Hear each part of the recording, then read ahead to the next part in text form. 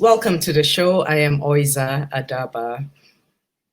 Today I have with me Mr. Jonathan Rosen of the Committee to Protect Journalists. It's a non-profit organization based here in New York that seeks to do exactly what its name says, Committee to Protect Journalists around the world. So you're welcome to the show, Jonathan. Thank you so much for having me. Okay. I've just given a brief background to what you guys do. Give us a general overview of your works around the world.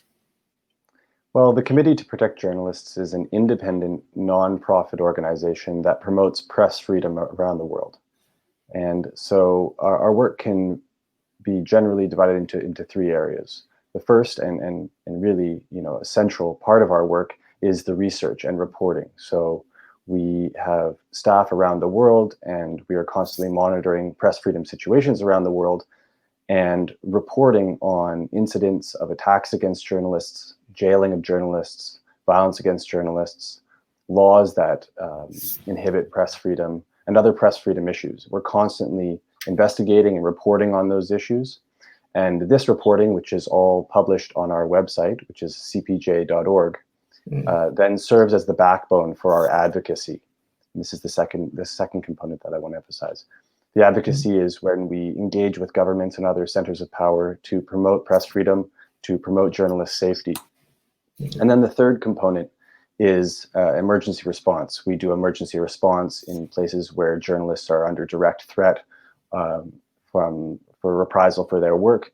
And we do our best to intervene in those situations and ensure that the journalists can do their work safely. How busy have you been in recent times? It's a constant. Unfortunately, journalists around the world are facing reprisal for their journalism everywhere. And so, we have a lot of work to do. Indeed. We have a specific situation going on in Nigeria with the Endsars protest, where the young people of the country are coming out to protest against police brutality and other forms of injustices that have persisted over the years in the country. And during the course of it, we've watched this, what had been mostly peaceful protest by these young demonstrators deteriorate into something that is that the world just had to see. And in it, we also witnessed a lot of brutality against members of the media. Tell us some of the cases that have come to your attention in the most recent past as far as Nigeria is concerned. Yeah, we're watching really closely what's happening in Nigeria right now with respect to the ongoing protests and the violence that we've seen in recent days really underscores the dangers that are presented for reporters on the ground covering these demonstrations. In the last, in 2019 and 2020, 2 journalists have been killed at protests in Nigeria. This really, drives home how dangerous reporting on demonstrations can be in Nigeria, and why we really hope that journalists are able to do their work covering these protests, are able to do their work safely. Yesterday, we released a statement calling for authorities in Nigeria to ensure the safety of journalists covering protests in Nigeria. And this is really important because the Nigerian public deserves to know what's happening in their country, and the world, should have the opportunity to understand what's happening through the journalists who are on the ground doing that. So it's really important that they have the ability to do that safely and freely. We're investigating numerous cases of attacks against journalists during the recent protests. And we'll be following up with reporting on that. In that statement that was issued yesterday, the 21st, said journalists in Nigeria must be permitted to freely report on demonstrations without threat of violence or intimidation.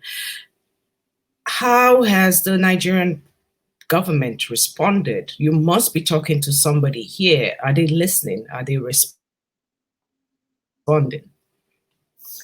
We haven't had direct communication with the Nigerian government in the last day, but we of course, as part of our reporting on incidents in Nigeria, have been in contact with Nigerian authorities, whether or not it's the police or whether or not it's senior government officials, around press freedom issues. What are some of the other hotspots around the world that you're having to deal with? I know the US has also shockingly experienced this issue of attacks on journalists in more recent times with the COVID-19 pandemic. What's hot right now, and what's happening around the world? Well, our staff around the world are constantly reporting on incidents, attacks against journalists and other press freedom issues. The United States, the team covering the United States has had a lot of work recently, really concerning. We also, every year we publish a prison census, which documents journalists jailed around the world for their work. And that comes out every December. And this year we're doing the research, compiling that data right now. But we know from last year's data that the top jailers of journalists, included China and Turkey. We're also monitoring ongoing developments in Belarus. But really, there are, in sub-Saharan Africa, we're looking at upcoming elections in Tanzania, in Ghana, in Cote d'Ivoire, wanting to emphasize the importance of freedom of the press in these critical political moments for these countries. Most of the webinars and Zoom meetings I've been attended of late have been to do with the journalist's mental health. A lot of it is focused on that. What is the state of today's journalists and the state of their mental health, and what should they look out for, and what are the resources available to help journalists at this time? It's a really important question, and it's an important subject. The Committee to Protect Journalists has an emergency response team, and part of what this team's work includes is providing journalists with safety information. All of this can be found on our website. And this includes safety, physical safety, when you're out doing reporting, when journalists are out doing reporting, digital safety to guard against surveillance and intrusion on journalists' devices.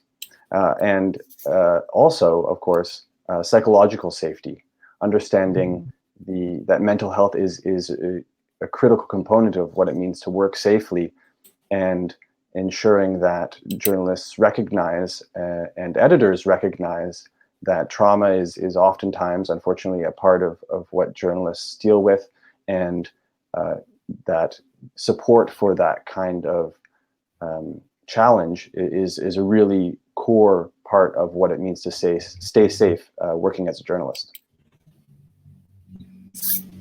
What does it mean to be a journalist today? It's a term that is thrown around so freely these days, and anyone can be, in a day and age that we are, with cell phones and cameras and citizen reporting. So who is the journalist today? We at the Committee to Protect Journalists look at every incident that we report on a case-by-case basis. And what we look at is whether or not this individual committed what we call an act of journalism.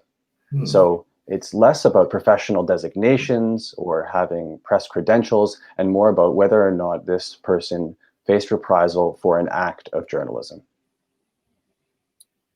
Interesting. Thank you so much. We have been talking with Jonathan Rosen from the Committee to Protect Journalists. They do great work around the world in ensuring that journalists are safe in their calls to duty. Thank you again for joining us and enlightening us, especially on Nigeria. And I'm sure it will not be the last conversation we will be having. We urge you to continue to keep your eye, not just in Nigeria, but around the world in doing what you do so well. Thank you again for coming to the show, Jonathan Rosen of the CPJ. Thank you so much for having me. I'm Oiza Daba. Until next time, we'll see you.